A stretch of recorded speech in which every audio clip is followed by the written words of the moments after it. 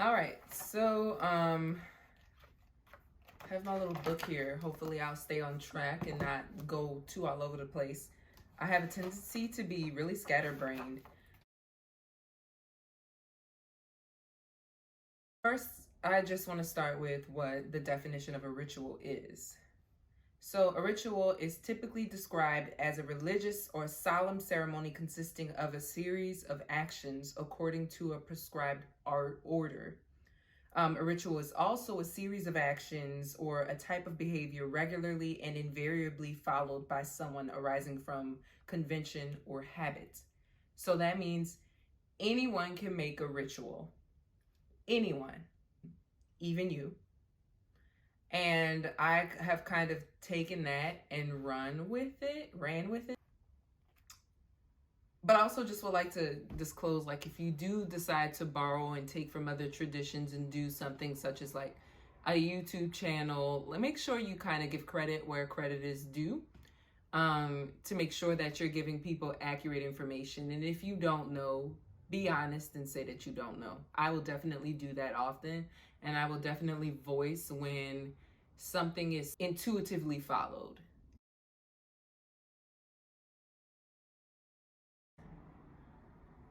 So to be honest, as a person, I've always gravitated to rituals. If this means like when I get up in the morning, I have to do A, B, C, and D. And this is like apart from like brushing my teeth and doing the regular stuff, which in itself is a ritual. But just in general, I've always been like kind of a creature of habit for things that seem insignificant. So that was me. Now, I really got into it the way I'm into it now because I kind of just started doing it, really. But I do remember around the time that I started doing it, I got really, really depressed. I had really bad anxiety. And I started seeing my therapist about it. That one was amazing, first of all.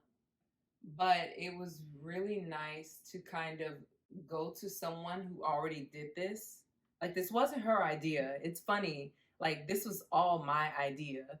I went to her and I told her about what I had been getting into and the rituals I had been creating for myself already. And she then opened up and said, like, yeah, I've been doing tarot for such and such number of years. I have my own rituals. I meet with certain people during this time, and sometimes we have our little meetings and stuff. Like, I know she's also somewhat of a medium. She has a gift. Um, so it was really nice to have someone to talk to during that time because I've also had interesting encounters as well, spiritual encounters as well. There's a lot to tell. Like, there's a lot, so much to talk about, especially when it comes to my spiritual awakening. So, with my rituals and my money rituals and stuff, I like I started doing tarot. I think I started doing tarot. I always wanted to do tarot, but there's like this little fear around it, like we all have our ideals, like the way we were brought up, like what things were supposed to do, what you don't do. Um, Especially if you came up in like a very religious household or a very or strict household, like I had come up in. When I told her, it was kind of relieving. It was a sense of relief. She said, just try it and see what happens, see what it does to you, does for you. And I will say it's helped a lot with me looking into myself, seeing the things that I don't really want to acknowledge. And like, I need to get some tea. We need to do this over tea. I'm going to go fix some tea and I'm going to come right back. It's like, so true what they say, like you don't know which comes first, is the depression or the anxiety. All we know is that they come hand in hand and they kind of influence each other.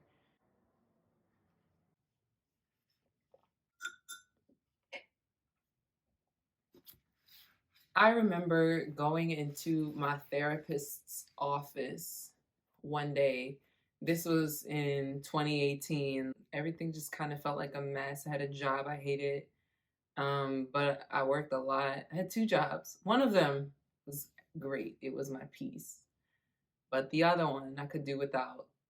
Um, but I worked 40 hours a week for that job, and I worked another 28 to 30 on top of that, probably more than that. Because I finished at 6 at the first one. I would go to the other one 30 minutes later, start there, and wouldn't get off till like 2 a.m. And then I'd go and do it all over again. Whew, child. Looking back, like, that was idiotic. But I was paid. Like, I was paid. I had money. Monty, you hear me? But I also realized I was kind of trying to fill a void with something else. You know how when you do stuff to kind of like help with the issue and you don't have it anymore, now you have to find another way to fill the void. Well, I was sad while doing that, but I was just happy. It gave me some sense of worth to like be working that much and like be so friggin' paid. Like, oh, so lovely. It felt like good sex, but it also hurt like bad sex. Like, I remember being just really sad. Like, I didn't like my other job at all. And I didn't have the greatest living situation.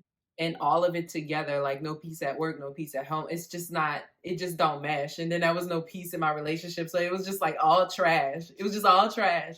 Trash, trash to like the ninth power.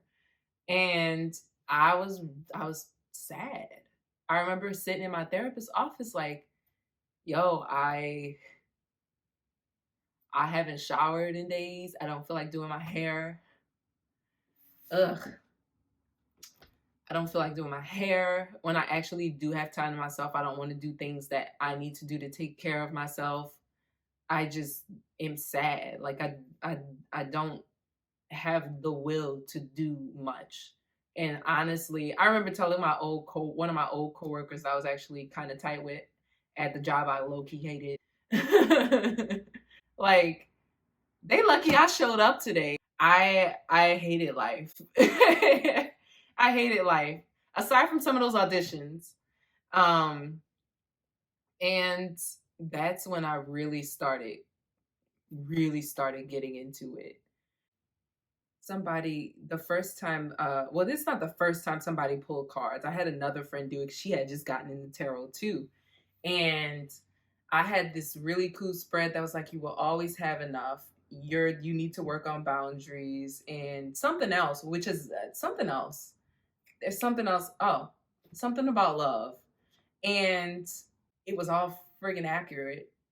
Like personally, all those things, like, it made sense. Not even just for the time, but for the overarching themes of my whole transition on my spiritual awakening. It just all made so much sense.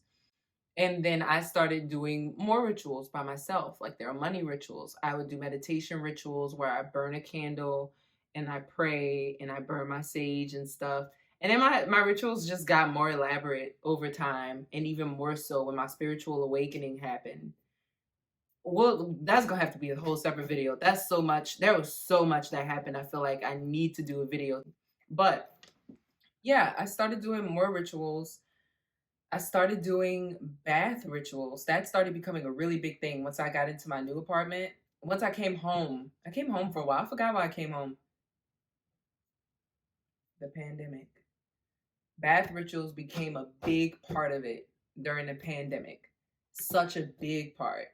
And I was very intentional about the things I would have in my bath, the stones. I have a whole collection of stones. I was very specific depending on what I wanted to do with which stones were going to be at the tub, the flowers I was going to use, how many flowers. And I've always been into astrology since I was a kid, so there was that. It's just been like one thing after another, like reflection. So much reflection on life, the things I didn't like, where I bend to fit a standard that isn't my own. Like, what feeds my soul? Like, I've never asked myself that. like before. But over COVID, when I was doing a lot of that work and digging through all these old bags, like we don't just end up in the positions we end up in. We put ourselves there.